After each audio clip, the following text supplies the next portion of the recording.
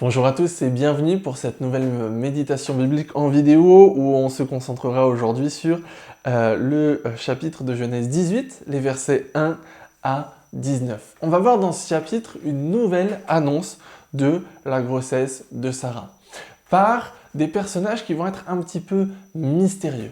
Ce qui se passe, c'est que Abraham est assis à un endroit où il se repose probablement, et il voit au loin passer des voyageurs. Et donc, comme la coutume le veut, il ne peut pas les laisser passer sans leur proposer l'hospitalité, sans leur proposer un repas, un hébergement pour la nuit, etc.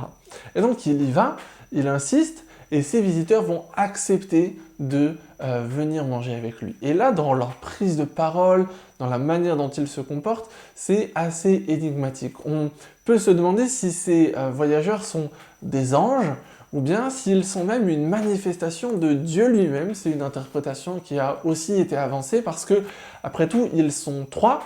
Est-ce que ces voyageurs pourraient aussi représenter la Trinité? On ne sait pas vraiment.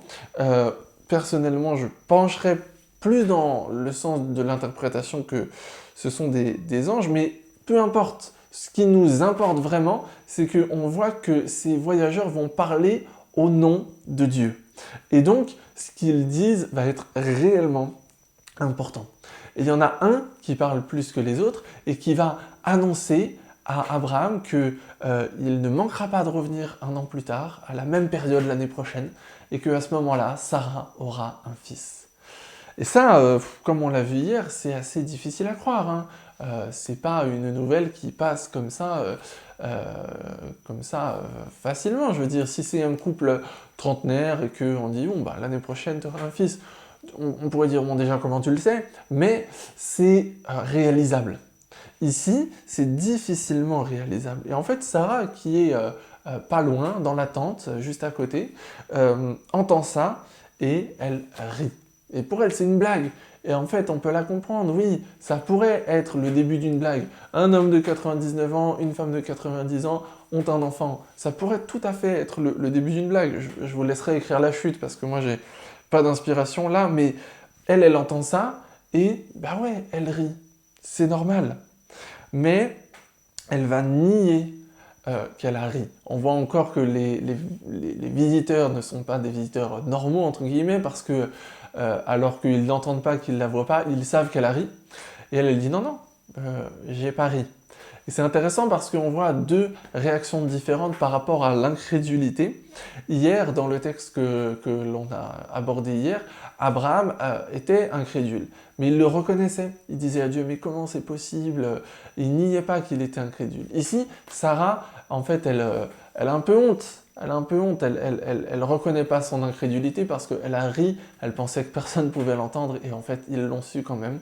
Donc la honte lui fait dire qu'elle n'a pas ri, elle lui fait dire qu'elle la pousse à ne pas reconnaître son incrédulité, mais dans les deux cas, Dieu va venir répondre à cette incrédulité et il va encore une fois renouveler sa promesse.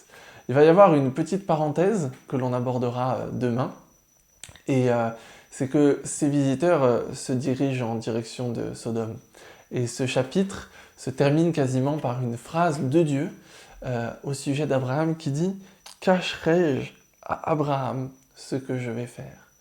Et là, on a la relation entre Dieu et Abraham. On a tout l'amour que Dieu porte à Abraham. Dieu a décidé, en fait, à ce moment-là, de détruire Sodome et Gomorrhe.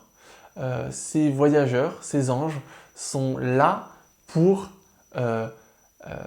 aller avertir Lot. On en reparlera demain, mais Dieu aurait pu faire ça sans rien dire à personne. Mais il choisit d'avertir Abraham parce qu'il l'aime, parce qu'il a une relation particulière avec lui. Voilà aussi l'attitude de Dieu pour ceux qui l'aiment. Il peut parfois les mettre dans la confidence, ne pas les laisser dans le secret.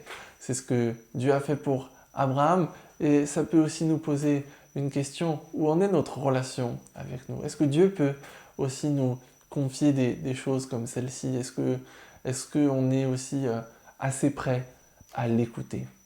Je vous souhaite une très bonne journée et je vous dis à demain.